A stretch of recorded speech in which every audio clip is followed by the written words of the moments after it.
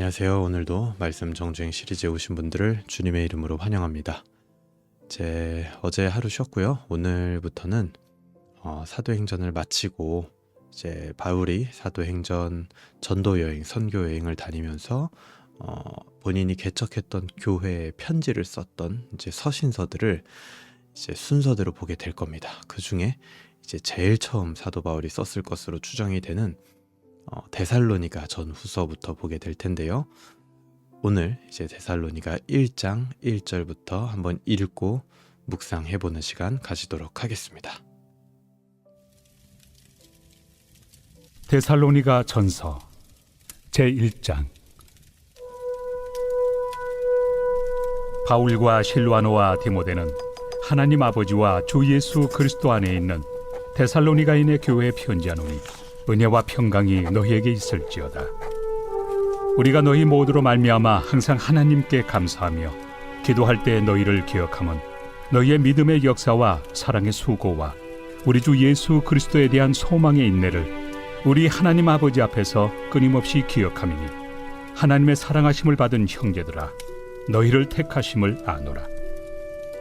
이는 우리 복음이 너희에게 말로만 이른 것이 아니라 또한 능력과 성령과 큰 확신으로 된 것입니다. 우리가 너희 가운데서 너희를 위하여 어떤 사람이 된 것은 너희가 아는 바와 같으니라. 또 너희는 많은 환난 가운데서 성령의 기쁨으로 말씀을 받아 우리와 주를 본받은 자가 되었으니 그러므로 너희가 마게도냐와 아가야에 있는 모든 믿는 자의 본이 되었느니라. 주의 말씀이 너희에게로부터 마게도냐와 아가야에만 들릴 뿐 아니라 하나님을 향하는 너희 믿음의 소문이 각처에 퍼졌으므로 우리는 아무 말도 할 것이 없노라. 그들이 우리에 대하여 스스로 말하기를 우리가 어떻게 너희 가운데 들어갔는지와 너희가 어떻게 우상을 버리고 하나님께로 돌아와서 살아계시고 참되신 하나님을 섬기는지와 또 죽은 자들 가운데서 다시 살리신 그의 아들이 하늘로부터 강림하실 것을 너희가 어떻게 기다리는지를 말하니 이는 장래의 노하심에서 우리를 건지시는 예수시니라. 아멘. 우리 제2장. 데살로니가 전서 1장을 한번 전체를 다 읽어봤습니다. 먼저 이제 우리가 데살로니가 묵상을 들어가기 전에요. 잠깐 제가 데살로니가 전후서 이제 배경을 좀 소개를 하면 좋겠죠. 데살로니가 전서는 바울의 2차 전도 여행 때 여러분 기억하실 거예요. 마게도냐로 오라는 그 성령의 인도를 받아서 넘어가서 첫 번째로 이제 도착했던 성이 이제 빌립보 성이었죠. 그리고 나서 그 다음에 갔던 곳이 이 데살로니가라고 하는 지역입니다. 이곳은 헬라인들도 당연히 많았고 또 성공한 유대인들도 많았던 지역이라고 해요. 성공한 유대인들이 많았기 때문에 그 지역에 유대 회당이 컸을까요? 작았을까요? 당연히 컸겠죠. 그래서 이 데살로니가 지역의 유대 회당은요 굉장히 크고 영향력이 강했다고 합니다. 그래서 이곳에서 바울은 3번의 안식일 동안 회당에서 강론을 하고 또 열매를 맺게 됩니다. 근데 이제 3번의 안식일이니까 한 3주가량 되는 거죠. 근데 그 이상 이제 오랜 기간 머물지를 못해요. 왜냐하면 바울을 시기하는 유대인 무리가 소동을 일으켜가지고 바울이 더 이상 데살로니가에 머무를 수 없는 상황이 돼버리거든요. 그래서 바울은 그때 당시에 이제 베레아로 떠나게 되고 데살로니가에는 디모데가 남게 됩니다.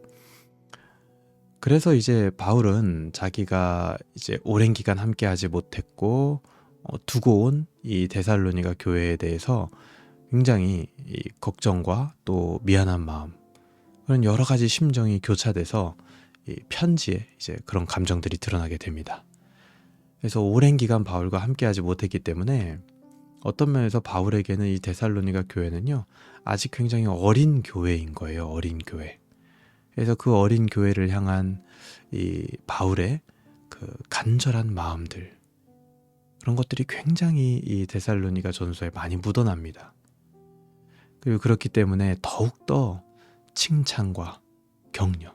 우리도 어린 아이들한테 더 필요한 게 뭡니까? 칭찬과 격려를 많이 해줘야겠죠.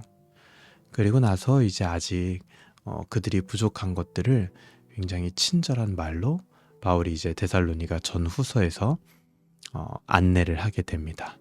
그 중에서도 이제 데살로니가 전서는 주로 이제 서신서에 흔치 않게 많은 칭찬들이 나오게 되는 그런 장면들이 이 데살로니가 1장에서부터 시작이 됩니다. 오늘 1장으로 들어가 보게 되면요.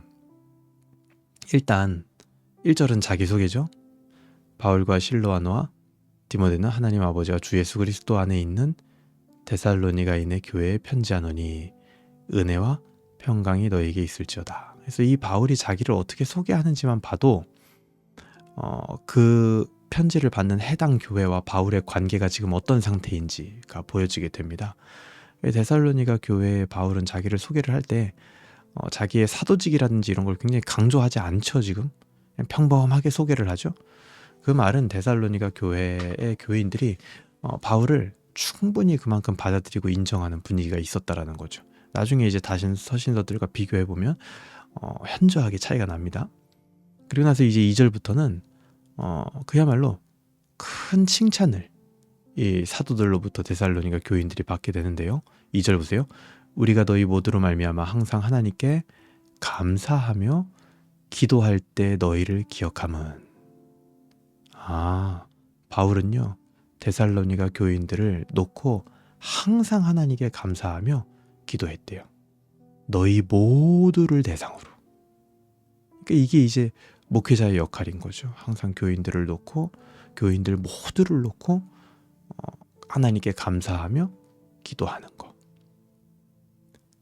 그래서 어떻게 보면은 교회와 또 어린 신자들은 이런 신앙의 뭐라고 표현해야 될까요?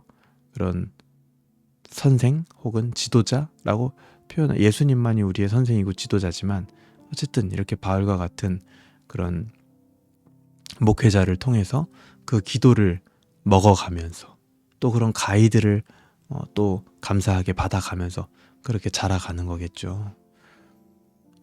바울이 이제 그렇게 기도할 때마다 생각했던 게 데살로니가 교인들의 믿음의 역사와 사랑의 수고와 예수 그리스도에 대한 소망의 인내가 그들에게 있었다라는 거를 항상 기도할 때마다 생각이 났대요.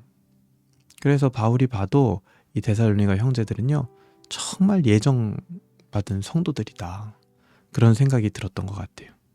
근데 근원적으로 이 데살로니가 교인들이 이렇게 칭찬을 받았던 이유는 5절입니다. 이는 우리 복음이 너희에게 말로만 이른 것이 아니라 또한 능력과 성령의 큰 확신으로 된 것임이라. 그들에게 복음은 말로만 이른 것이 아니라 능력과 성령의 큰 확신으로 나타났대요. 그래서 이 데살로니가 교회는 어린 교회였지만 7절처럼 뭐라 그래요? 너희가 마게도냐와 아가야에 있는 모든 믿는 자의 본이 되었다. 어린 교회였지만 믿는 자들의 본이 될 수 있었던 겁니다. 뭐 때문에요? 복음이 능력과 성령의 큰 확신으로 나타났기 때문에. 그래서 이들의 믿음의 소문은요 각처에 퍼져나가게 되는데, 이들이 그렇게 또 될 수 있었던, 그러니까 복음이 능력과 성령의 큰 확신으로 이들 안에 나타날 수 있었던 이유는 5절에 나오죠. 우리가 너희 가운데서 너희를 위하여 어떤 사람이 된 것을 너희가 안다. 9절에서 뭐랍니까? 우리가 어떻게 너희 가운데 들어갔는지와 너희가 어떻게 우상을 버리고 하나님께 돌아와서 살아계시고 참되신 하나님을 섬기는지와 우리가 어떻게 너희 가운데 들어갔는지를 안다라는 거예요. 즉, 이 데살로니가 교회에 복음이 능력과 성령의 큰 확신으로 나타난 것은 이들은 그냥 사도들의 본을 따른 겁니다.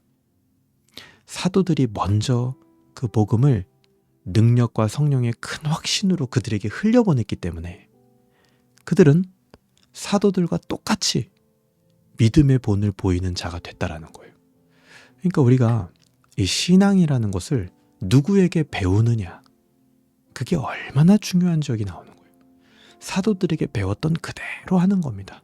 사도들이 복음을 흘려보냈기 때문에 이 데살로니가 교회에는요 당연히 복음은 흘려보내야 되는 거야. 그들은 당연한 걸 한 거겠죠. 근데 그것이 각처의 믿는 자들의 본이 되었다라는 겁니다. 이것이 바로 복음이 흐르는 것의 결과물입니다. 때로 우리는요, 복음을 우리 안에만 가둬두려는 습성이 있어요. 그런 은혜와 복음은요, 우리 안에 금방 썩습니다. 굉장히 기이한 형태로 자라나서 나에게 과도하게 집착하고 집중하거나 아니면 나와 다른 남을 정죄하고 또 심지어 복음을 안다라는 것, 나는 복음을 만났다라는 것으로 나의 교만의 재료를 삼기도 하는 게 사람이라는 거예요. 복음은 오늘 본문에서와 같이 반드시 흘러가야 되고 열매를 맺어야 됩니다. 복음이 내 안에서 흘러가서 열매 맺는 것이 우리 신앙의 습관이 돼야 돼요. 그렇지 않으면 우리는 복음으로 열매 맺지 못하는 것을 당연하게 여기게 되고 그게 우리의 기준이 돼버립니다. 그게 우리의 기준이 돼버리면 신앙이 어떻게 될까요? 금방 매너리즘에 빠져요.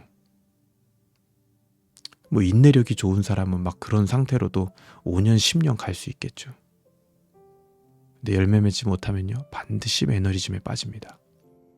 그래서 오늘 본문과 같이 이 데살로니가 교회와 같이 역동성 있게 열매를 맺는 것은 매우 중요한 일이고 반드시 나타나야 할 일이에요.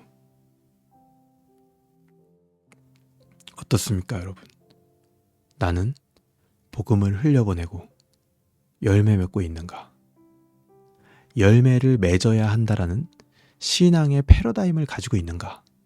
아니면 그저 복음을 내 안에 머물러 있게 하는 것으로 만족해버리는 패러다임을 가지고 있는가? 한번 이 아침에 생각해 보셨으면 좋겠습니다.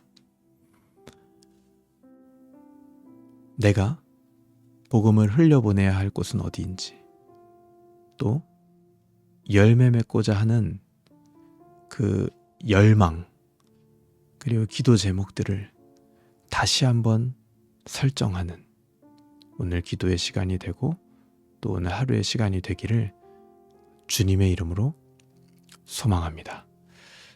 오늘 데살로니가 이제 오늘 처음으로 들어가 봤는데요. 계속해서 이제 앞으로는 서신서를 보게 될 겁니다. 자, 기도하도록 하겠습니다. 하나님 아버지 감사합니다. 오늘 데살로니가 1장 말씀을 통하여서 데살로니가 교인들이 어떻게 칭찬받는 믿음과 본이 되는 믿음을 가지고 있었는지 다시 한번 깨닫고 보게 됩니다. 그들은 복음을 흐르게 하는 자들이었고 그들 안에 복음이 큰 능력과 성령의 확신으로 나타났던 것을 보게 됩니다.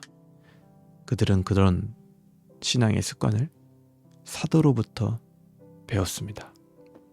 마찬가지 우리도 복음을 우리 안에 머무르게 하는 것으로 만족하지 않게 하여 주시고 반드시 내 안에 이 복음이 흘러가게 하는데 우리 신앙의 패러다임을 설정하고 열매를 향한 열망을 놓지 않게 하여 주시옵소서.